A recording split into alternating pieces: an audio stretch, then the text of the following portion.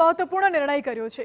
ઔદ્યોગિક અને ક્વોરી વિસ્તારોમાં માળખાકીય સુવિધાઓ માટે 1 કરોડ રૂપિયાની ફાળવણી કરવામાં આવી છે।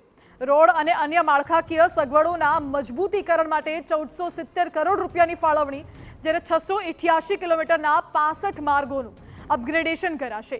આ માર્ગો સાથે સંકળાયેલા ગામો અને શહેરોનો ટ્રાફિક ઓછો થશે। આ મહત્વપૂર્ણ નિર્ણય લીધો છે મુખ્યપ્રધાન ભૂપેન્દ્ર પટેલે। ટ્રાફિકની સમસ્યાને નિવારવા માટે આ નિર્ણય લેવામાં આવ્યો છે। માર્ગો સાથે સંકળાયેલા ગામો અને શહેરોનો ટ્રાફિક હવે ઓછો થશે। રાજ્ય સરકારે આ નિર્ણય લીધો છે જેથી લોકોને અવરજવરમાં હવે સહેલાઈ રહેશે અને 688 કિલોમીટરના 65 માર્ગોનું અપગ્રેડેશન કરવામાં આવશે। સાથે જ ઔદ્યોગિક અને ક્વોરી વિસ્તારો માટે આ મહત્વપૂર્ણ નિર્ણય રહેશે, કારણ કે અવરજવર કરવામાં, લોડિંગ વાહનોને અવરજવર કરવામાં પણ હવે સગવડતા રહેશે। વધુ જાણકારી આપી રહ્યા છે સંવાદદાતા કિંજલ। જી કિંજલ।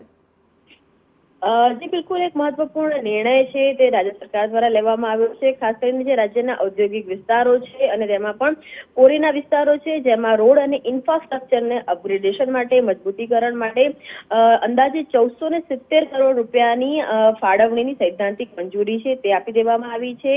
668 કિલોમીટરના 65 જેટલા જે રસ્તાઓ છે તેને અપગ્રેડેશન કરવામાં આવશે, તેમને મજબૂતીકરણ કરવામાં આવશે। ખાસ કરીને જે માર્ગો છે કે જે ગામો, નગરો અને શહેરોને જોડે છે એમાં ટ્રાફિકમાં પણ સરળતા થશે અને તેના કારણે વાહન વ્યવહાર પણ અનુકૂળ છે તે ભરી જશે। આ જે રસ્તાઓ છે તેના મજબૂતીકરણથી, અપગ્રેડેશનથી ઉદ્યોગમાં તો કહી શકાય કે એક વેગ આવશે જ, પરંતુ ઔદ્યોગિક વિસ્તારોની સાથે જે નેટવર્ક છે, નેટવર્કની અંદર પણ વધારો છે તે થશે।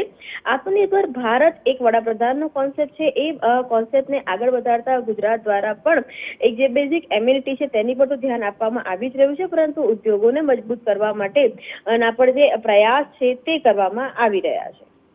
જી કિંજલ, આભાર આપનો।